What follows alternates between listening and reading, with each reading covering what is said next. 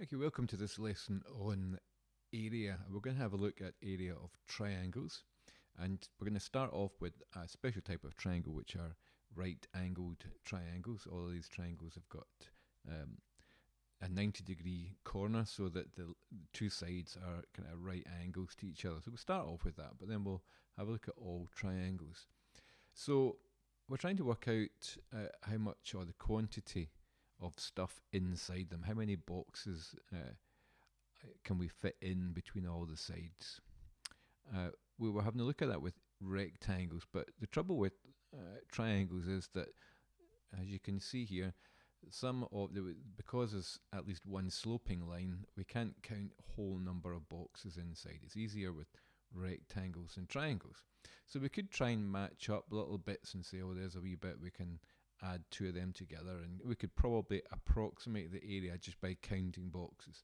But we want to be a wee bit more exact than that. So what we can do, and maybe you've done this before, you've taken a rectangle and you fold it in two, you suddenly make two triangles. What we're really going to look at is the fact that this blue rectangle here, we're going to imagine that in actual fact it's part of, see if I draw a line out here and then a line down here, I've actually got a rectangle.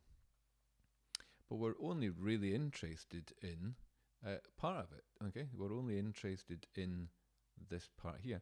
In other words, we're interested in the area of half the big rectangle. So we know the whole area of the rectangle, and we divide that number by 2, then we're going to get the area of that half, and we're also going to get the area of the top half as well.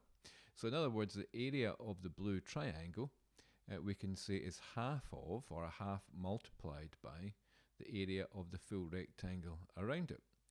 Well, we know that we can get the area of the rectangle in two ways. We could just count the boxes, but we know now that if we know that there's this rectangle here is 6 boxes along and there's 4 boxes up the side, it's actually quicker to actually do the length multiplied by the breadth. In other words, 6 multiplied by 4. So if I know that the area of the whole rectangle, 6 multiplied by 4 is 24, and I'm saying, well, I want half of 24, the area of my triangle is actually 12 units or boxes, I'll say square units. Okay, so the area of the triangle in itself is quite difficult to work out an exact area for, but if we think about the fact that the triangle is half of a rectangle, then if we can work out the area of the rectangle that would be on the outside and half it, then we get our answer. And it's important that we set out our working a bit carefully. So I've done it like this. Let's have a look at the next one, and we could follow the same principle. So here's my red triangle here. Now if I were to draw out along the top, let's me use a ruler here. If I were to draw out along the top there, and then down the side, we can see there's a rectangle for which that red triangle is only half of the area of the rectangle. You can see that, can't you? So we're looking for a number that's half of the area of the whole rectangle. The rectangle is 2 boxes long and it's 5 boxes high. So we can say here that the area is equal to a half of the area of the rectangle, a half multiplied by the area of the rectangle. So what is the area of the rectangle? Well, it's 2 times 5. So the area of the triangle is a half times 2 times 5. Now, what I did in the first one was that if you look up, what I did was I found the area of the rectangle, 6 times 4 is 24, and then the last thing I did was halved it. Here's another way you can think about it, and it's sometimes, quite often, a quicker way. You can actually just halve the first number of the rectangle. So if I halve 2, then I get 1. And the important thing is then I just multiply it by the second number. I don't half each of them if I'm going to do it before I multiply. I just do a half times 2 is 1, and 1 times 5 is 5. And you notice I get the same answer as if I did a half of 2 times 5 is 10. Okay, we still get the same answer, but sometimes it's easier to half one of the numbers first.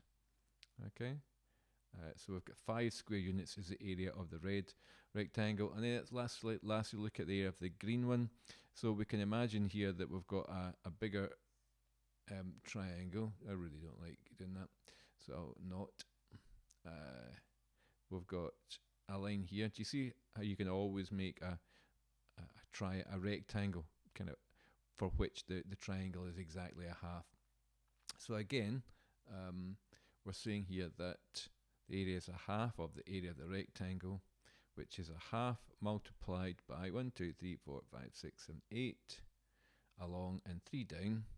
So we've got 8 multiplied by 3. It doesn't really matter which number you use as which. It could be 3 times 8 here. What we've got here is a half of 8. Half times 8 is 4. So I could do 4 times 3, which is 12. And that means that I've got 12 square units as my area. Okay? So we've worked out how it works, a half of the area of a rectangle. So what we do is we formalize it, we make a formula out of it.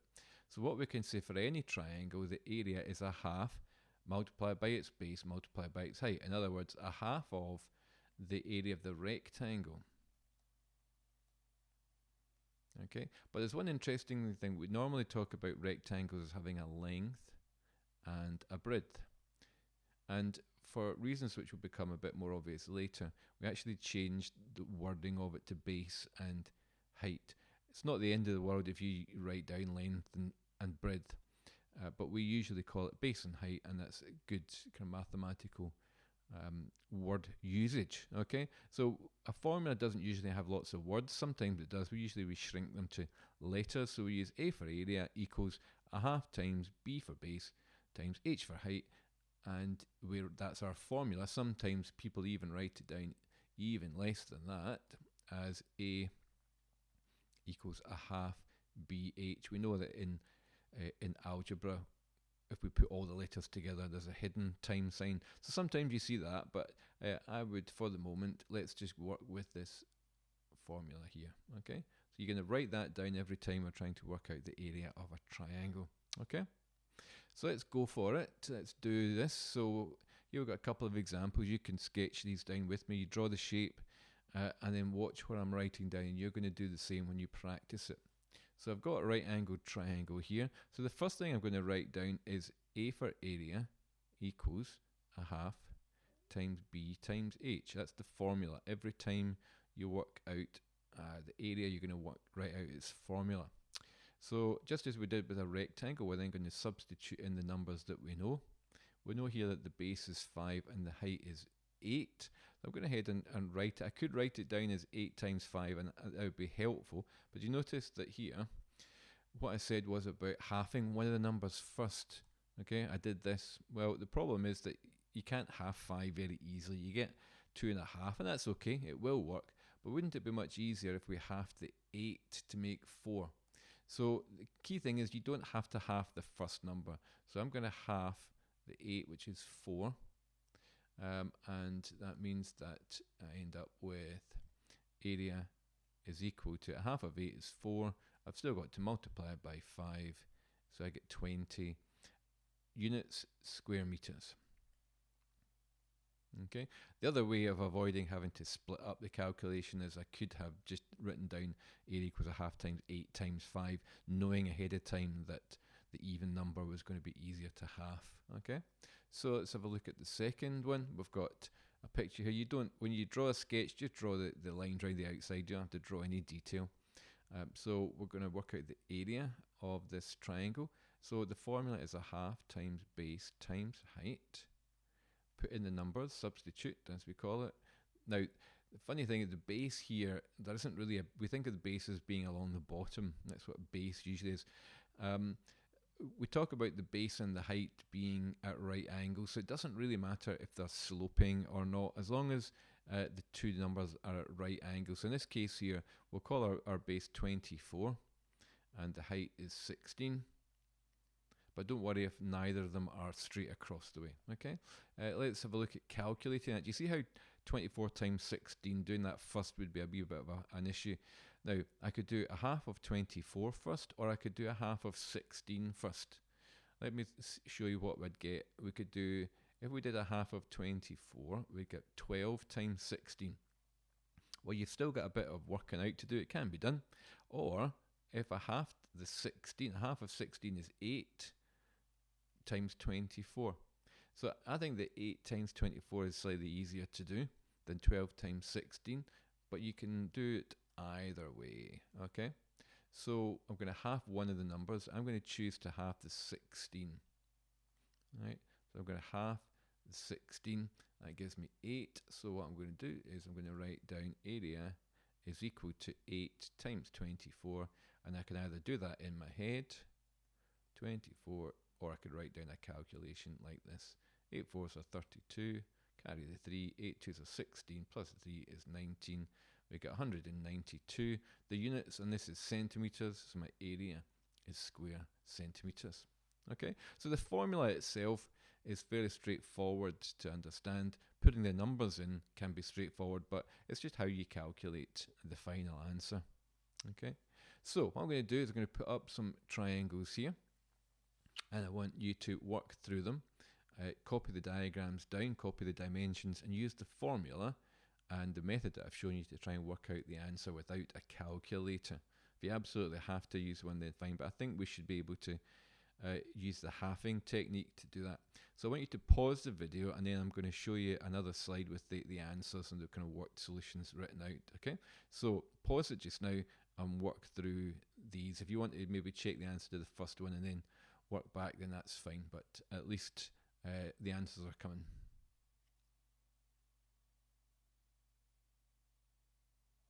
Okay, so here's the answers that I've worked out. In each case, I've been able to half one first of all, and then go on to find the answer. Make sure your units are all there, and they've got a wee 2 sign, a wee square units sign. Okay, so if you did all of that, then great. I've got one other wee activity for you to try as part of this. Okay, so here it is. I want to think of a triangle that's got as many triangles as we can that's got the same area. So an area of 12 square centimetres. So most of you won't have square paper, that's fine. But I want you to draw little diagrams of triangles, and the challenge is how many different sets of dimensions can we find that the area is always 12 square centimetres. So I've drawn one here, and for each one I want you to prove that the area is 12 square centimetres by using the formula. So in this one, the area here is a half times base times height, and I've got a half times 8 times 3, and I could say a half of 8 is 4, multiplied by 3 is 12, so for sure my area here is 12. So the question is, how many more triangles can you draw with different dimensions such that when you work the area out it's still always 12? There's a good few that you can have a go at. So a wee challenge for you there. Okay, hopefully that's been helpful. So go and practice a wee bit more finding the area of triangles.